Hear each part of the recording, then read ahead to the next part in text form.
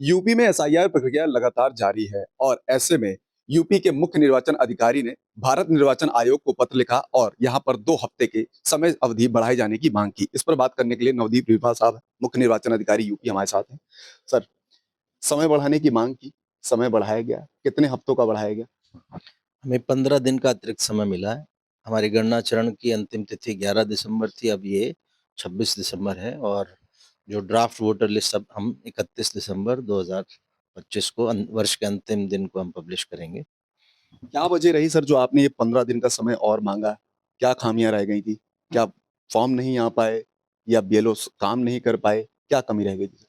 काम तो हमारा पूरा हो गया, आज जैसे अंतिम तिथि है तो अभी तक 99.6% काम हो गया है और हमारा रात तक पूरा हो जाएगा।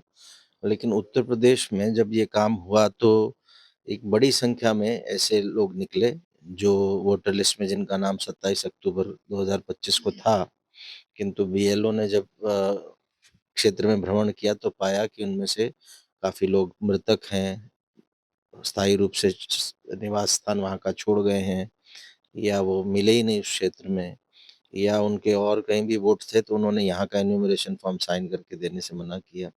कुछ ऐसे लोग हैं जिन्होंने फॉर्म ले लिया लेकिन वापस नहीं दे रहे साइन करके। तो ऐसी पाँचों श्रेणियों को मिला के लगभग 19% टोटल वोटर्स का 19% बनता है और 2 करोड़ 95 लाख का फिगर है। तो ये इतना बड़ा फिगर है कि हम ड्राफ्ट इलेक्टोरल रोल पब्लिश करने से पहले ये सुनिश्चित करना चाह रहे हैं कि इसमें कोई गलती ना रह जाए और राजनीतिक दलों ने अपने बीएलए ऑलरेडी अपॉइंट कर दिए हैं। हमारे उत्तर प्रदेश में 5,27,000 से ज़्यादा बीएलए हैं।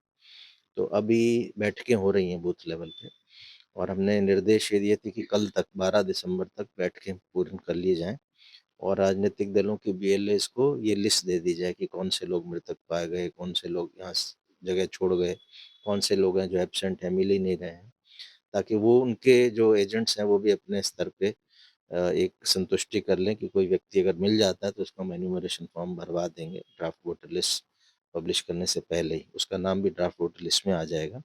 साथ ही साथ जिला निर्वाचन अधिकारियों को हमने कहा है कि बीएलओ ने अपना काम कर लिया, अब उनके ऊपर एक बीएलओ सुपरवाइज़र हैं हर 10 बीएलओ के ऊपर, उसको और अन्य अधिकारियों को लगाएँ ऐसे बूथों पे जहाँ अधिक संख्या में एब्सेंट और डेड वोटर्स पाए गए हैं और अब एक बार पुनः चेक करवा लें कि कोई जेन्युइन वोटर अगर गलती से इन श्रेणियों में चिन्हित हो गया तो उसका हम एन्यूमरेशन फॉर्म भरवा लें।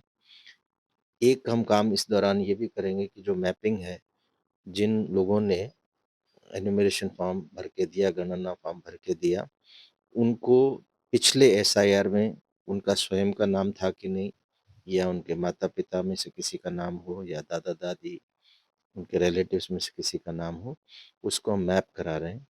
कल तक हमारी 77% मैपिंग हो गई थी। 23% ऐसे लोग थे जिनका एन्यूमरेशन फॉर्म तो आ गया बट उन्होंने की मैपिंग नहीं हुई। तो इस अवधि में हम उस मैपिंग को भी बढ़ाना कोशिश कर रहे हैं कि अधिक से अधिक लोगों की मैपिंग कर लें और ये इस वजह से कर रहे हैं ताकि हमें ऐसे लोगों को जिनकी मैपिंग हो जाएगी, हम नोटिस नहीं देना पड़ेगा। सर, ऐसे में 2 सवाल खड़े हो रहे हैं सर। सामने ये आ रहा है कि लोग बीएलओ को फ़ोन कर रहे हैं या बूथ पे जा रहे हैं तो बीएलओ मिल नहीं रहे हैं, फ़ोन करते हैं तो वो कह रहे हैं कि खत्म हो चुका है, एसआईआर प्रक्रिया अब खत्म हो चुकी है, अब आपको फॉर्म नहीं मिलेगा, नंबर 1। दूसरा ये जो सरकारी कर्मचारी है या प्राइवेट कर्मचारी है, आज रह रहा है वो इस वार्ड में, उसने लखनऊ में ही रह रहा है, लेकिन उसने पता चेंज कर दिया। अब वो चला गया, मान लीजिए जानकीपुरम, वो पहले रहता था चारबाग एरिया में। समस्या ये आ रही है कि सर वो चारबाग का वोटर है और जब वो जाता है तो वो कह रहा है कि आप जब यहाँ से स्थानांतरित हो चुके हैं, यहाँ से हट गए हैं, तो आपको फॉर्म क्यों चाहिए? आप क्यों भर रहे हैं? आप जहाँ गए हैं वहाँ फॉर्म भरे। तो इसको लेकर के भी बड़ी भ्रांतियाँ हैं सर, कन्फ्यूजन है, इसको भी क्लियर कर दें। और साथ ही साथ ऐसे बीएलओ जो फ़ोन करने पे मना कर दे रहे हैं, एसआईआर प्रक्रिया नहीं है, उसको लेकर के क्या कार्रवाई की जा रही है? नहीं, हम लगातार जिला निर्वाचन अधिकारियों को बता रहे हैं, चूँकि भारत निर्वाचन आयोग का आदेश तिथि बढ़ाने का आज ही आया है, तो सबको जानकारी हो जाएगी कि ये 15 दिन हमें और मिल गए हैं।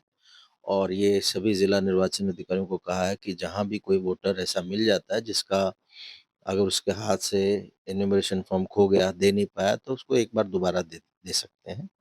और लगभग हमारा 81% लोगों के तो आ ही गए एन्यूमरेशन फॉर्म, बचे केवल 19% हैं, 19% हैं। और जो आपने एग्ज़ाम्पल दिया ऐसे लोगों का, जो वोटर हैं, जीवित हैं, लेकिन उन्होंने अपना घर शिफ्ट कर लिया, सो उन लोगों के पास 2 ऑप्शन थे। एक तो कि अगर उनका बीएलओ उनका एनुमरेशन फॉर्म लेके डिजिटाइज़ कर देता है, तो बाद में वो फॉर्म 8 भर के अपना स्थान शिफ्ट करा सकते हैं वोटर रोल में, एक पोलिंग स्टेशन से दूसरे में। और दूसरा ऑप्शन ये है कि अगर नहीं ऐसा हुआ तो वो फॉर्म 6 भर सकते हैं नई जगह से। क्योंकि पिछली जगह में चूँकि वो शिफ्ट कर गए और वीएलए ने उनको परमानेंटली शिफ्टेड में चिन्हित कर दिया, तो उनका नाम वहाँ से हट जाएगा, तो यहाँ से वो फॉर्म 6 भर सकते हैं।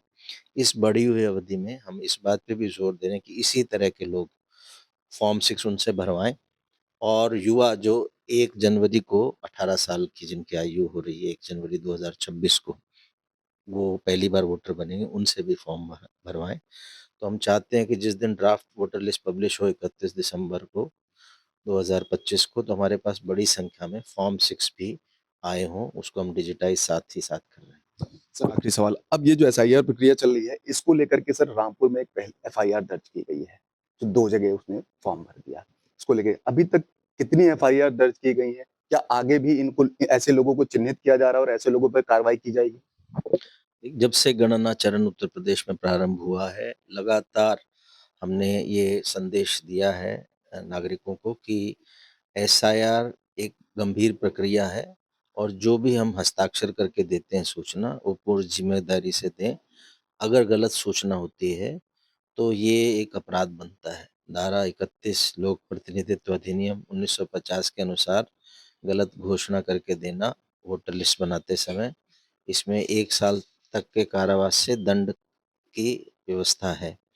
तो ये कोई अनजाने में ऐसा गलती ना कर दे, इसलिए हमने लगातार ये संदेश दिया है। और अभी भी मैं कहूँगा कि हमारा चूँकि गणना चरण अभी चल रहा है, किसी ने अगर जाने-अनजाने गलत सूचना दे दी, तो उसको हम करेक्ट कर सकते हैं अपने बीएलओ से संपर्क करके। बीएलओ ऐप में हम उसको एडिट भी कर सकते हैं, अगर किसी ने गलत ऐसे व्यक्ति का नाम दे दिया जिसकी डेथ हो गई या जो उत्तर प्रदेश में अब निवास ही नहीं कर रहा है, विदेश में निवास कर रहा है या बम्बई में निवास कर रहा है, तो ऐसे लोगों को सामान्य तौर पे चूँकि बम्बई या बाहर रह रहे हैं, यहाँ के वोटर नहीं हो सकते। जो विदेश में रह रहे हैं भारत के नागरिक और किसी और देश के नागरिक नहीं बने, उनके लिए एक अलग व्यवस्था बनी हुई है पूरी। इनको ओवरसीज़ वोटर्स कहते हैं, प्रवासी निर्वाचक और वो फॉर्म 6 ए भर सकते हैं। इसके लिए भी हम लगातार मैसेजिंग कर रहे हैं। हमने राज्य स्तर से भी ये प्रेस विज्ञप्ति निकाली है और ज़िलाधिकारियों को बोला है कि इसका प्रचार-प्रसार करें इस प्रावधान का, ताकि लोग ये ना समझें कि हम विदेश में रह रहे हैं, भारत के नागरिक हैं तो हम सामान्य वोटर हैं। तो उनके परिवार के लोग ऐसे निर्वाचकों के एनुमरेशन फॉर्म साइन करके ना दें, या मैसेजिंग कर रहे हैं और ऐसे लोग फॉर्म 6 ए भर के ओवरसीज़ इलेक्टर्स की कैटेगरी में आएँ। तो मैं फिर आपके चैनल के माध्यम से बताना चाहूँगा कि ये अभी तो ये त्रुटियाँ हम सही कर लेंगे, लेकिन अगर शिकायत करने पे अगर ये पाया जाएगा कि किसी ने गलत सूचना दी है, तो उसके गंभीर परिणाम हो सकते हैं। तो ये थे मुख्य निर्वाचन अधिकारी उत्तर प्रदेश नवदीप रीणवा साहब, जिन्होंने बताया कि 15 दिन की समय अवधि बढ़ा दी गई है और जो ऐसे फॉर्म हैं या तो जो मृतक हैं उनकी डिटेल नहीं आ पाई है या जिन्होंने फॉर्म लिया उसको सबमिट नहीं किया है भरने के बाद, तो ऐसे लोगों का जो यहाँ पर है आंकड़ा वो 2,95,00,000 के ऊपर है, तो उसको भी हमें प्रक्रिया को पूरा करना है, तो इसलिए समय अवधि के लिए बढ़ाए जाने की मांग की थी। मनोज पांडे, लखनऊ न्यूज़ 24।